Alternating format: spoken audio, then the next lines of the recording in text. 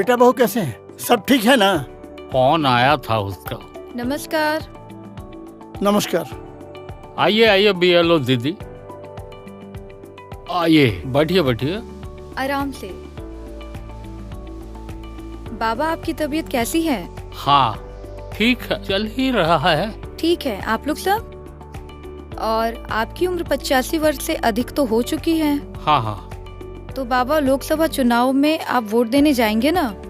जाने की तो इच्छा है, लेकिन शरीर जवाब दे रहा है। वहाँ भी जाने से तो लाइन लगना ही पड़ेगा, कैसे जाएं? बहुत परेशानी है। नमस्कार, मैं हूँ आई भाई, आपका दोस्त, आपका साथी, आपका चुनाव मार्गदर्शक। 2024 के चुनाव से संबंधित जानकारी के लिए मैं हमेशा आपकी सेवा में तत्पर हूँ। आप जैसे वृद्ध व्यक्ति जिन्हें पोलिंग बूथ पर जाने में दिक्कत है, उनके लिए निर्वाचन आयोग ने घर से पोलिंग बूथ ले जाने और लाने की व्यवस्था कर रखी है। वाह! इतना ही नहीं, वहाँ आपको लाइन में खड़े रहने की भी जरूरत नहीं। आप लोग सीधे अपना मतदान कर सकते हैं। सीनियर सिटीजन्स, दिव्यांग मतदाता, गर्भवती महिलाएं या ऐसी महिलाएं जिनके गोद में बच्चा हो, वैसे लोग सीधे अपना मतदान कर सकते हैं। साथ ही एक पुरुष मतदाता के बाद 2 महिला मतदाता के मतदान का प्रावधान है। ये अच्छा। तो बहुत अच्छी हाँ, बात अच्छी है। बात है। मैं और मेरी पत्नी इस व्यवस्था के तहत वोट देने जरूर जाएंगे, लेकिन सूरज भाई तो बेचारे नहीं जा पाएंगे क्योंकि वो बिना सहारे के चल नहीं पाते। हमारे पड़ोस में जो धीरज भाई हैं, वो अस्वस्थ और दिव्यांग भी हैं, वो कैसे जाएंगे? कोई बात नहीं, जो वृद्ध मतदाता 85 वर्ष से ऊपर के हो गए हैं या 40% से अधिक दिव्यांग हैं, उनके लिए भारत निर्वाचन आयोग ने घर पर ही डाक मतपत्र के माध्यम से मतदान करने का नियम बनाया है। अच्छा, ये तो बहुत बढ़िया है। लेकिन एक बात का ध्यान रहे कि ये प्रक्रिया केवल एक विकल्प है, और आप अगर इस विकल्प का चयन करते हैं तो आप घर पर डाक मतपत्र से मत दे सकते हैं। लेकिन इसके बाद मतदान के दिन अपने मतदान केंद्र पर आपको मत देने की अनुमति नहीं मिलेगी। ठीक है ठीक है। लेकिन हम लोग तो वोट देने जाएंगे। लीजिए, बीएलओ मैडम ने आपके बारे में पूरा ब्यौरा इस रजिस्टर में भर दिया है और इसमें यह भी दर्शा दिया है कि आप घर पर ही डाक मतपत्र से मतदान करना चाह रहे हैं, क्योंकि आप मतदान केंद्र पर जाने में असमर्थ हैं। इस विवरण के आधार पर आपको ये फॉर्म 12G दिया जा रहा है। आप इस फॉर्म को अच्छे से पढ़ लीजिए, समझ लीजिए और भर कर रखिएगा। आपके मामले में केवल फॉर्म भरना है। अगर कोई दिव्यांग व्यक्ति रहेंगे तो 40% के ऊपर दिव्यांगता का प्रमाण पत्र भी देना होगा इस फॉर्म के साथ। मतदान की तारीख से कुछ दिन पहले आपको मतदान कर्मियों द्वारा सूचना दी जाएगी, जिसके बाद मतदान दल कर्मी आपके पास आएंगे और डाक मतपत्र से आपका मतदान करवाएंगे।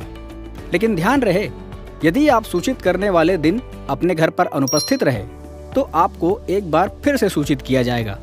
लेकिन अगर आप फिर भी अनुपस्थित रहे तो आपके पोस्टल बैलेट के मतदान की प्रक्रिया को निरस्त कर दिया जाएगा। अब हम चलते हैं, फिर मिलेंगे।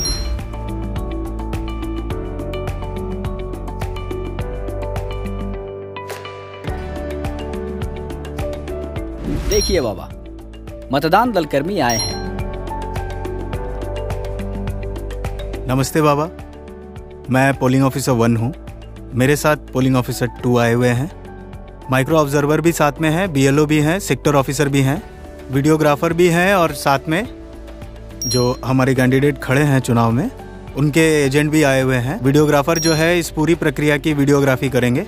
आप जो फॉर्म 12G भरे थे पोस्टल बैलेट होम वोटिंग के लिए, उसी संदर्भ में पोस्टल बैलेट से हम घर पर मतदान कराने के लिए आए हैं। सबसे पहले आपका पहचान पत्र दिखाएं, हम लोग तैयारी करते हैं।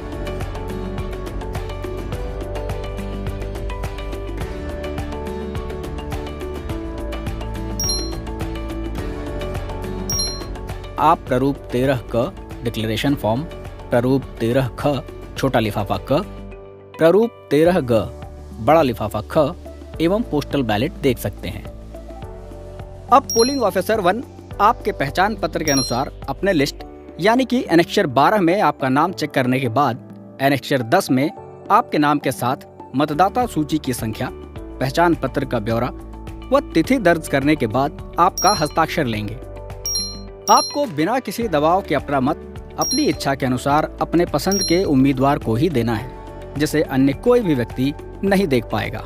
मतपत्र देने के पहले मतदान अधिकारी 2 के द्वारा आपके बाएं हाथ की उंगली पर स्याही लगाई जाएगी। ये रहा आपका डाक मतपत्र। इस पर चुनाव में खड़े सभी उम्मीदवारों के नाम, फोटो और उनका चुनाव चिन्ह छपा है। आप जिसे भी पसंद करते हैं केवल उस एक उम्मीदवार के सामने सही या क्रॉस का टिक लगाएंगे। ध्यान रखें कि टिक बॉक्स के अंदर ही हो, वह एक से ज्यादा टिक या क्रॉस ना करें। पोलिंग ऑफिसर 1 सबसे पहले पोस्टल बैलेट में अंकित क्रमांक नंबर को डिक्लेरेशन फॉर्म प्रारूप 13 क और प्रारूप 13 ख छोटे लिफाफे क पर अंकित करेंगे एवं प्रारूप 13 ग बड़ा लिफाफा ख पर आपको हस्ताक्षर कराएंगे। मतपत्र को इस प्रकार मोड़ेंगे, पहले वर्टिकल फोल्ड फिर हॉरिजॉन्टल फोल्ड करके छोटे लिफाफे क के अंदर डाल दें। आपकी सुविधा के लिए गोंद और पेन वोटिंग कंपार्टमेंट में रखा हुआ है।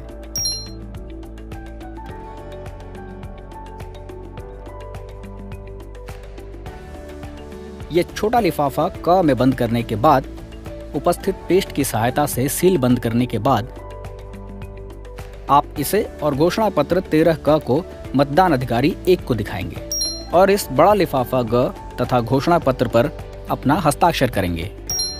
अगर मतदाता हस्ताक्षर करने में असमर्थ है तो पोलिंग ऑफिसर 1 के द्वारा हस्ताक्षर किया जाएगा। अब आपके हस्ताक्षर को मतदान अधिकारी द्वारा सत्यापित किया जाएगा। सत्यापन के बाद आपको घोषणा पत्र 13 क को मोड़कर छोटा लिफाफा 13 ख जिसमें पहले से डाक मतपत्र बंद है के साथ दोनों को फॉर्म 13 ग बड़ा लिफाफा ख में डालकर तथा गोंद से सील करके सभी के सामने पोस्टल बैलेट बॉक्स में डाल देना है। लीजिए, आपका मतदान पूरा हुआ। अब हमारे मतदान अधिकारियों को दूसरे मतदाता के घर जाना है। तो देखा आप सभी ने, भारत निर्वाचन आयोग ने वैसे वृद्ध मतदाता जो 85 वर्ष से ऊपर हैं व 40% से अधिक दिव्यांग मतदाता हैं, उनके लिए न सिर्फ मतदान केंद्र पर आने जाने की व्यवस्था कर रखी है, बल्कि जो मतदान केंद्र पर जाने में सक्षम नहीं है उनके लिए घर पर ही पोस्टल बैलेट के माध्यम से मतदान की व्यवस्था भी की है, ताकि इस बार चुनाव में एक भी मतदाता छूटे ना।